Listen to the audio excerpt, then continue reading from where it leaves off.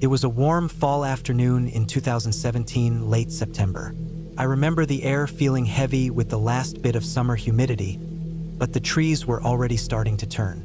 The park wasn't far from my house, just a few blocks down a quiet street in the suburbs. It wasn't big, more of a nature reserve with some winding trails through the woods, a small pond, and a few benches scattered along the way. I had been coming here for years, walking my dog, Max, nearly every afternoon.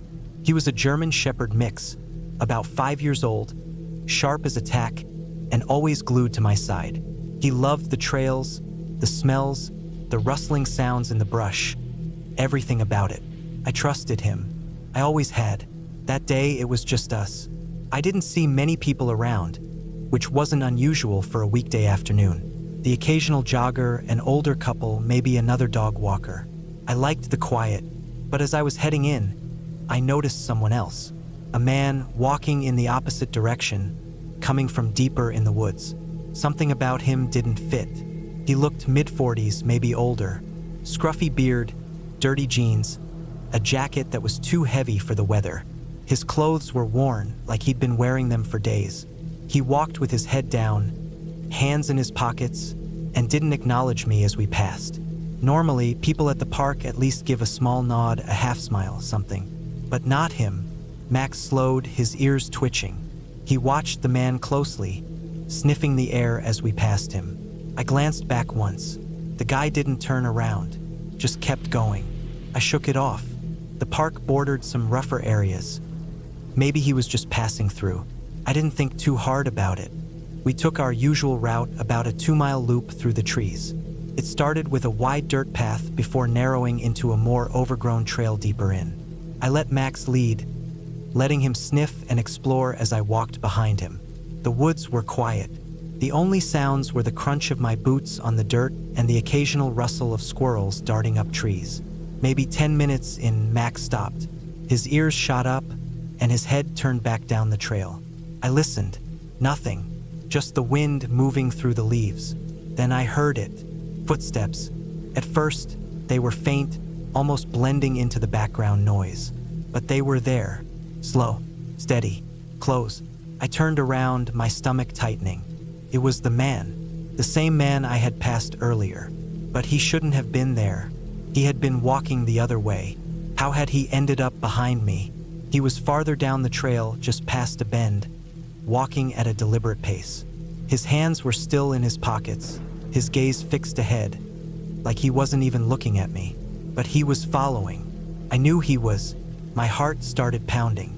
I turned back and kept walking, a little faster now. Max stayed close, his body tense. I reached down, gripping his leash tighter. The trees felt thicker, the trail narrower. My mind raced. Was he just heading the same way? Coincidence? Maybe he had turned around somewhere and I just hadn't noticed. I listened again. The footsteps were faster now. I didn't look back. I didn't want to. My body knew before my brain did. Something was wrong. I picked up my pace. So did Max. Then he did something he never did. He veered off the trail. Max bolted up a steep incline, cutting through the trees and brush, dragging me with him. He had never done that before. Never. He loved trails. He never strayed from them. But he yanked so hard I had no choice but to follow. Branches scraped my arms as I stumbled after him. The hill was steep, the dirt loose. I slipped, my knee hitting the ground hard. But I scrambled back up, gripping onto roots and rocks as Max pulled me higher. I didn't stop to think. I didn't stop to look. I just followed him. At the top, we broke through the trees into a neighborhood. Houses, yards, safety. I turned back, breathing hard. The trail below was empty. The man was gone. I stood there for a long time, heart hammering, my whole body shaking. Max was still tense, his ears pinned back, his body rigid. I never saw that man again. I never found out who he was or what he wanted. But I know one thing for sure. Max knew, and he got me out of there.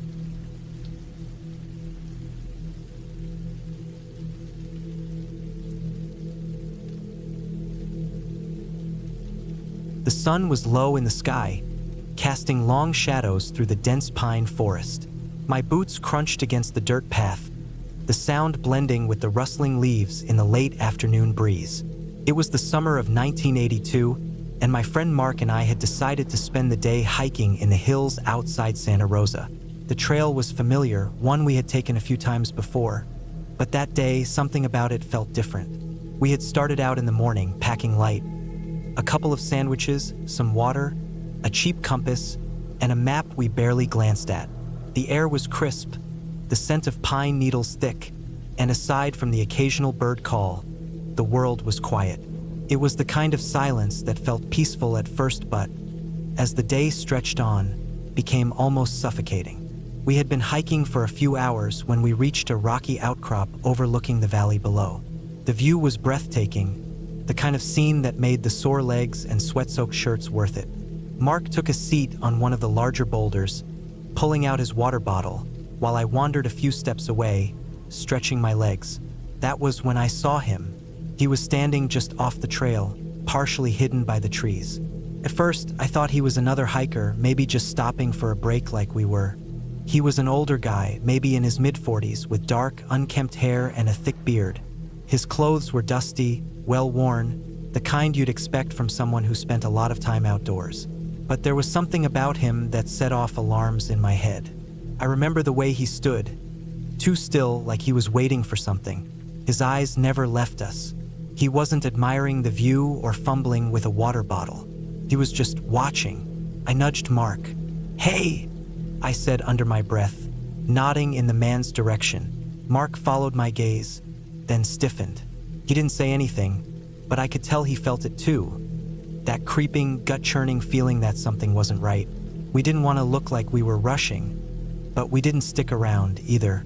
Mark slung his backpack over his shoulder, and I took one last sip from my water bottle before we started back down the trail, keeping our pace steady, deliberate. I resisted the urge to glance back, but I could feel it, that prickling sensation on the back of my neck, the kind you get when someone is staring at you. We didn't talk for a while, just walked. The silence between us was heavy. Every now and then, I swore I could hear something behind us, the faint crunch of footsteps, twigs snapping. But each time I turned around, the trail was empty. The sun dipped lower, and the air grew cooler. We were about halfway back to the trailhead when Mark finally broke the silence. "That guy," he muttered. "Something was wrong with him." I nodded. "I know." We picked up the pace. It wasn't quite running, but it was close. My legs ached. My heart pounded. But the only thought in my head was getting back to the car. By the time we reached the parking lot, the sun had almost completely set. The sky was a deep purple, the last light clinging to the tops of the trees. Our car was one of the only ones left. Mark unlocked the doors, and we threw our packs into the back seat. I slid into the passenger seat, finally letting out the breath I hadn't realized I was holding. Mark started the engine, and we pulled out onto the road, gravel crunching beneath the tires.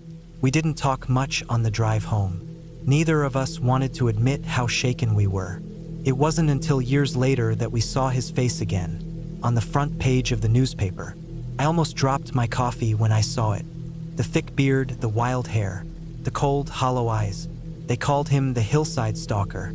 He had been arrested the week before, charged with the murders of 6 hikers across Northern California.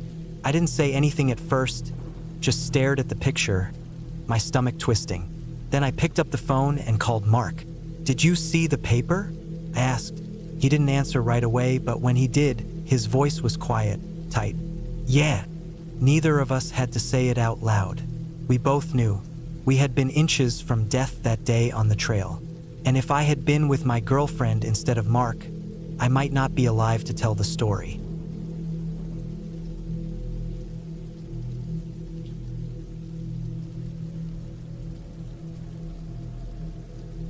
I was 23 the summer I joined an archaeological field school in the mountains of Colorado.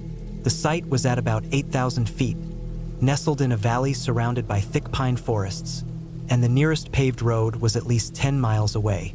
It was remote, isolated, and exactly the kind of experience I had been looking for. Our camp was set up in a large clearing, dotted with tents of various sizes. There were about 12 of us, mostly students, plus 2 professors who oversaw the dig. We were studying remnants of an ancient settlement. Nothing too glamorous, mostly stone foundations and scattered artifacts. During the day, we worked under the sun, digging, cataloging, and theorizing. At night, we gathered around a campfire, swapping stories or just listening to the wind move through the trees. The first few weeks went by smoothly. The work was exhausting but rewarding.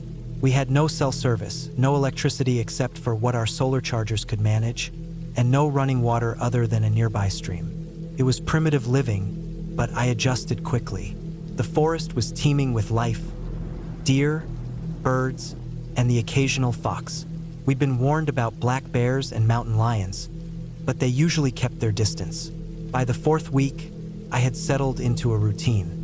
Wake up with the sunrise, spend the day digging, eat dinner around the fire, and collapse into my tent, exhausted. But one night, something changed. I woke up to a sound, something just outside my tent.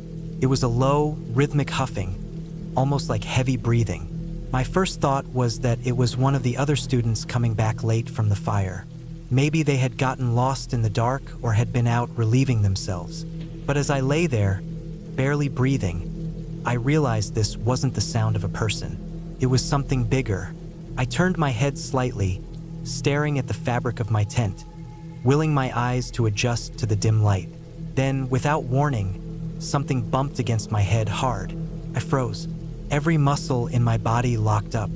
My mind raced, trying to piece together what it could be. A bear? A mountain lion? Something worse? I could hear my pulse pounding in my ears. The weight of whatever it was pressed into the fabric of the tent, pushing against me again. On pure instinct, before I even fully processed what I was doing, I swung my fist overhead in a desperate blind punch. My knuckles connected with something solid, flesh and bone. There was a sharp snort, a heavy exhale, and the weight lifted. I heard movement, something big retreating into the darkness, heavy footfalls crunching against the dry pine needles. I lay there, motionless, listening as whatever it was moved away. My breath came in short gasps. My mind was screaming at me to check, to unzip the tent and look outside, but every survival instinct I had told me to stay put. So I did. I lay there, listening to the night, my heartbeat slowly settling back into a steady rhythm. Minutes passed, maybe an hour, couldn't tell. Eventually, exhaustion won over fear, and I drifted into a restless sleep. When morning came, I stepped outside, my legs unsteady. The early light cast long shadows across the clearing. The air was crisp, filled with the scent of damp earth and pine. I scanned the ground around my tent. At first, I didn't see anything out of the ordinary. But then, a few feet away, I spotted something. Hoof prints, deep in the dirt. Cattle. The realization hit me like a slap to the face. We were on U.S. Forest Service grazing land. It wasn't a bear or a mountain lion. It was a cow. A damn cow with insomnia.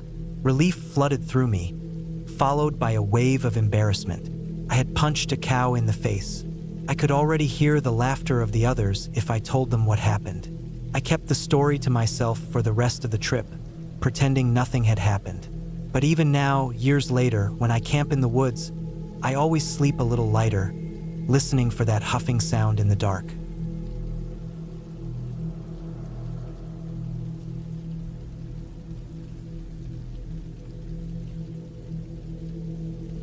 It was late September when my wife, Emma, and I decided to take a day hike in the Blue Ridge Mountains. The air was crisp, carrying that unmistakable scent of damp earth and fallen leaves. Our dog, Luna, a 3-year-old Labrador mix, was practically vibrating with excitement as we loaded up the car. She loved the woods more than anything. The trail we picked was well known, leading up to a waterfall about 2 miles in. It was popular, especially this time of year when the leaves were starting to change. Families, couples, and groups of friends hiked up and down, stopping to take pictures or wade in the shallow pools beneath the falls. It wasn't exactly a place for solitude, but we didn't mind. The plan was to go past the falls, where the trail became more difficult and less traveled. The first couple of miles were easy, We exchanged smiles with passing hikers, some with their own dogs in tow. Luna trotted ahead, stopping occasionally to sniff at something before bounding back to us, tongue lolling. When we reached the waterfall, we rested on a large rock and watched as kids splashed in the water while their parents snapped pictures. The noise of laughter, rushing water, and distant conversation filled the air. After a few minutes, we moved on. The trail beyond the waterfall was noticeably steeper, winding up the side of the mountain with exposed roots and loose rocks. Almost immediately, the number of other hikers thinned. We passed one couple coming down, then another lone hiker, and after that, no one. The farther we went, the quieter it became. The rush of the waterfall faded behind us, replaced by the occasional rustle of wind through the trees and the distant call of birds. I enjoyed the solitude. I liked the feeling of being deep in the woods, away from crowds. Emma felt the same way. We walked in comfortable silence, stopping now and then to take a sip of water or let Luna investigate something particularly interesting along the path. She was as happy as ever, tail wagging, sniffing at fallen logs, and occasionally bouncing ahead before trotting back. Then she stopped. It was abrupt. 1 second, she was bounding up the trail. The next, she was frozen in place, her body tense, ears pricked forward. She stared straight ahead at a dense thicket where the trail curved out of sight. I pulled on the leash, expecting her to move, but she didn't. "Luna," I said. She let out a low whine, something I'd never heard from her before. Her tail, which had been wagging just moments ago, dropped between her legs. I exchanged a look with Emma. "What is it?" she asked. I shook my head. "No idea." We stood still, listening. At first, I didn't hear anything unusual, just the usual sounds of the forest. But then something, faint, a rustling sound. Not the wind in the leaves, something else. Something moving. Luna whined again and took a step backward, tugging on the leash. I peered into the trees ahead, straining my ears. Maybe it was a bear. They were common enough in this area. Or a deer, though that wouldn't explain Luna's reaction. She'd seen deer before and had never been afraid of them. Emma shifted uneasily beside me. "I don't like this," she murmured. Luna took another step back, then another. Then she turned, pulling against the leash, trying to go back the way we'd come. That was it for me. "I think we should turn around," I said, my voice low. Emma nodded.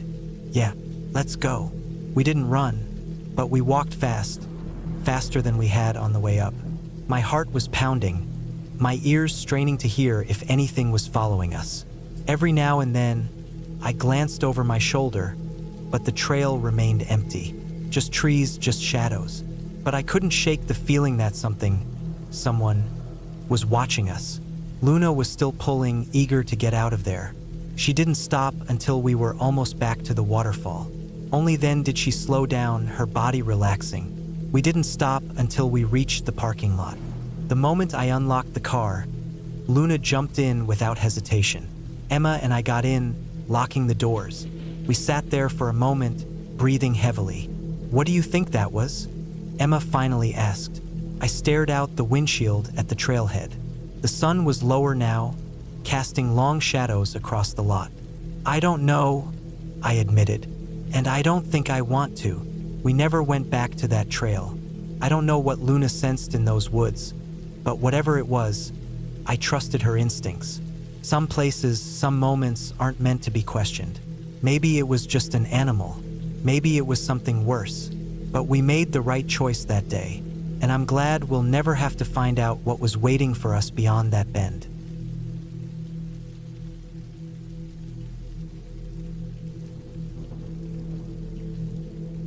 I remember that day in the outback more clearly than I'd like to.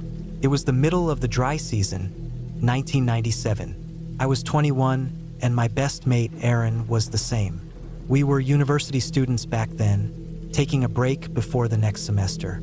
The plan was to spend 2 weeks hiking through the most isolated parts of Western Australia, well away from tourist trails and anything resembling civilization. We weren't reckless. We had a satellite phone, a well-planned route, and enough supplies, but we wanted the challenge. We wanted to push ourselves. We'd been out there for 5 days when we found the bag. The landscape was as harsh as it was beautiful. Red rock formations towered around us, casting deep shadows in the afternoon heat. Scrubby vegetation clung to the dry earth, stubborn against the elements. It was the kind of place where you wouldn't expect to find any trace of other people. That's why the plastic bag caught our attention. It was wedged against a patch of low-lying shrubs at the base of a cliff, looking out of place in the otherwise untouched wilderness. At first, we assumed it was just another piece of litter, maybe something that had blown out of a passing car or been dropped by a careless camper. But there weren't any roads nearby. There weren't any campsites either. Curiosity got the better of us. Aaron picked it up, frowning at the weight of it. The plastic was thick, heavy-duty, and tightly wrapped. There was a knot holding it closed, but with some effort, we managed to pry it open. Inside, we found wallets. 5 or 6 of them, damaged, weathered. Some had torn edges. Some were damp inside. All of them belonged to women. We sat there in silence for a moment, the gravity of the discovery settling over us. The names on the IDs varied. Some women were from Western Australia, a couple from the Northern Territory, one from Queensland. All of them were young, late teens or early 20s. The birth years were close together: 1974, 1975, 1976. It was unsettling, to say the least. At first, we tried to rationalize it. Maybe a group of rock climbers had stored their valuables together and lost track of them. Maybe a thief had dumped the stolen goods here, far from where they were taken. But none of those explanations felt quite right. The wallets were too old and damaged for a recent theft. And why only women's wallets?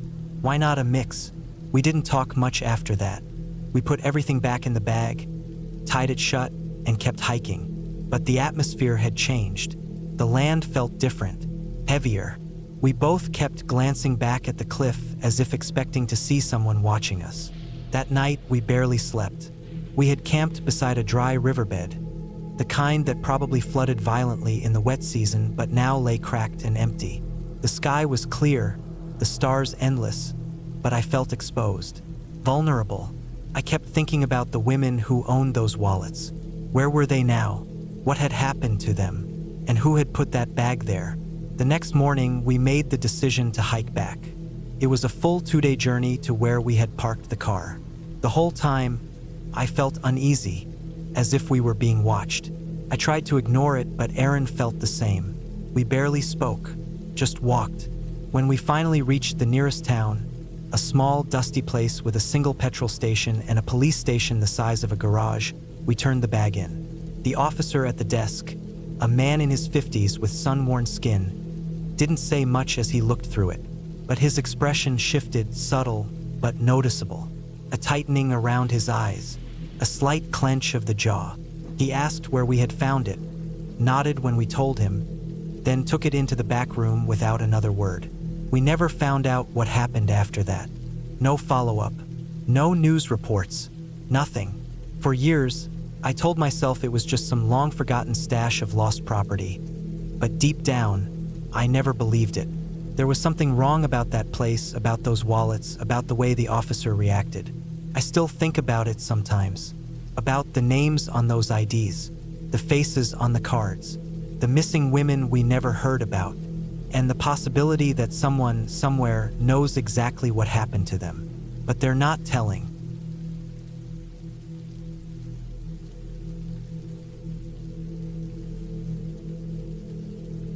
The trail was quiet except for the occasional rustling of leaves and the distant chirping of birds.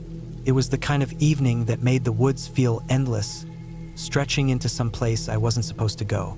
The sun had started its slow descent behind the trees, throwing long shadows across the dirt path.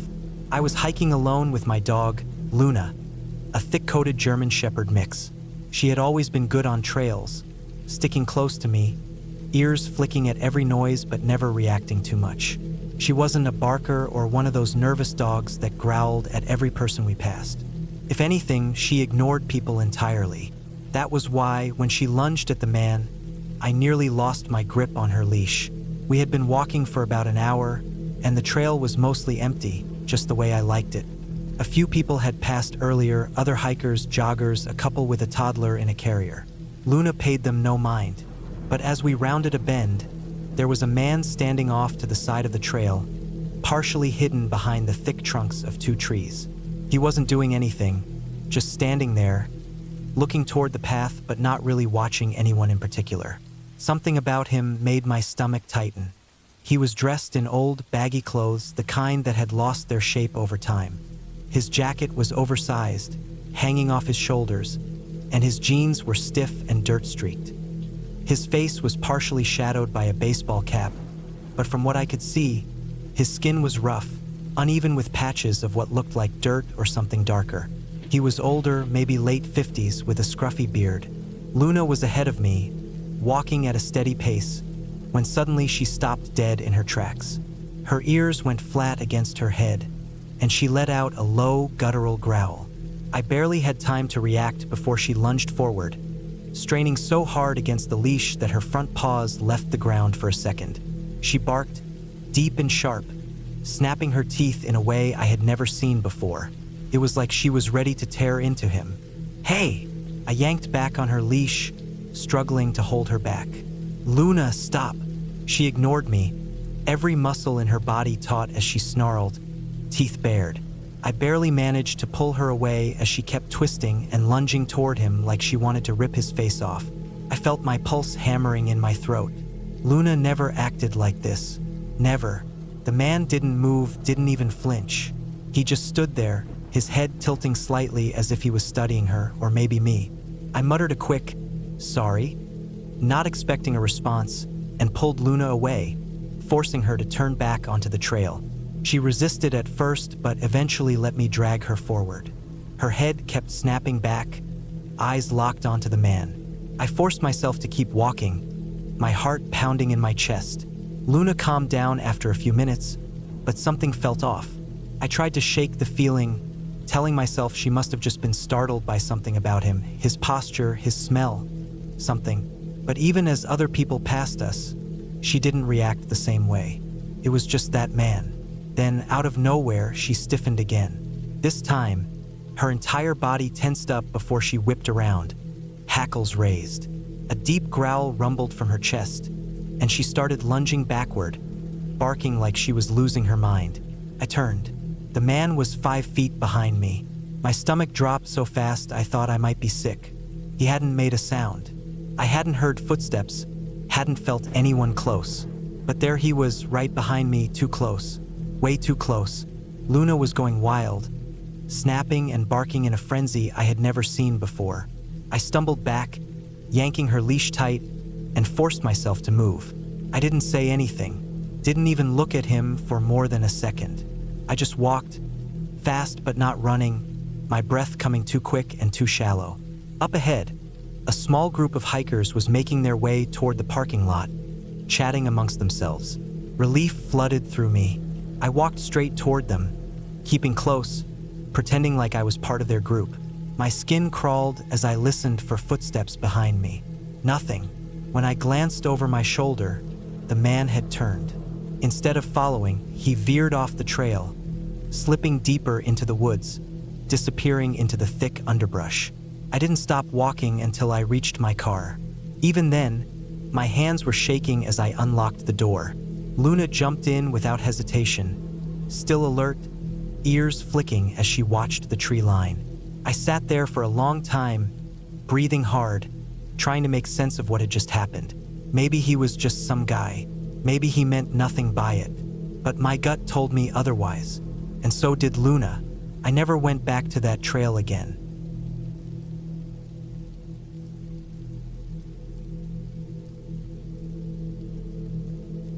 A few years back, my brother Jake and I set out on a camping trip deep in the Wyoming wilderness. We'd grown up hiking and camping all over the western states, and over the years, we had developed a solid understanding of the outdoors, how to handle wildlife, navigate rough terrain, and respect the land. This trip wasn't supposed to be anything out of the ordinary, just a few days out in the mountains, away from people, cell service, and the noise of everyday life. But by the time we left, I knew I'd never look at the woods the same way again. The first night was uneventful. We set up camp in a clearing near a slow-moving river, cooked a simple dinner over the fire, and called it a night. I fell asleep listening to the wind whisper through the trees and the occasional rustle of small animals moving through the underbrush. Sometime in the middle of the night, Jake shook me awake. "Did you hear that?" he whispered. I sat up groggily, rubbing my eyes. "Hear what?" A moment later, I heard it. A distinct snap of a twig somewhere nearby. My body went tense. It wasn't just the sound itself, but the weight behind it. A heavy step, deliberate, close. Jake grabbed his headlamp and flicked it on. I followed suit, sweeping my beam across the dark trees and shrubs. That's when we saw them. Two massive, glowing eyes staring back at us from the thick willows near the edge of camp. They were wide-set, motionless, and impossibly large. For a second, my breath caught in my throat. A bear? A mountain lion? Couldn't tell. Neither of us moved. The eyes didn't blink, didn't shift. They just stared. 5 long minutes passed, and still it didn't move. "I don't like this," Jake muttered under his breath. "We need to move camp." I nodded. We both knew better than to assume a situation was safe just because nothing had happened. Yet, we decided to quietly gather our essentials and move closer to another group we had passed earlier that day. But the moment we turned off our headlamps, the woods erupted. Something huge crashed through the willows, coming straight for us. I heard the snap of branches breaking like matchsticks, the thud of something powerful hitting the ground with each step. We barely had time to react before a massive shape burst into our camp. A bull moose. It charged straight at us, its dark bulk blotting out the dim starlight. Instinct took over. We dove to the side, scrambling away from the tent. At the last second, the moose veered sharply, missing our tent by inches, and disappeared into the trees beyond. We sat there in stunned silence, our breathing ragged. My hands shook as I reached for my flashlight, scanning the trees. The moose was gone. Neither of us slept the rest of the night. That experience should have been enough to shake me, but it wasn't until a solo hike months later that I truly felt what it was like to be prey. It was early autumn, and I was back home in Montana, hiking one of my usual trails with my dog, Scout. The trail ran through a quiet stretch of forest, weaving through pines and aspen before opening up onto a ridge. It had been raining on and off that morning, and by the time we got out, the trail was empty. Scout always stayed ahead of me, sniffing around and trotting just far enough to stay within sight. She was a fearless dog, the kind that would bark at bears and chase coyotes if I let her. But that day, something changed. One moment, she was up ahead, nose to the ground, tail wagging. The next, she froze mid-step. Her ears flattened against her head, and without hesitation, she turned and bolted back toward me. "Scout!" I called, confused. She ignored me completely, sprinting back down the trail the way we came. That's when I saw it. A massive paw print, fresh in the damp earth. Mountain lion. My stomach dropped. I scanned the trees around me, heart pounding. Nothing. No sound, no movement. But I knew it was there, watching me.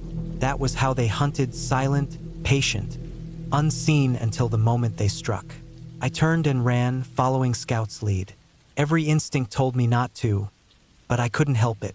The feeling of being watched, of something close behind me, was overwhelming. My breath came fast, my legs burned, but I didn't stop until we were back at the truck. Even then, I didn't feel safe. I sat in the driver's seat for a long time, gripping the steering wheel with white knuckles, eyes darting toward the trees. I never saw the lion, but I know it saw me,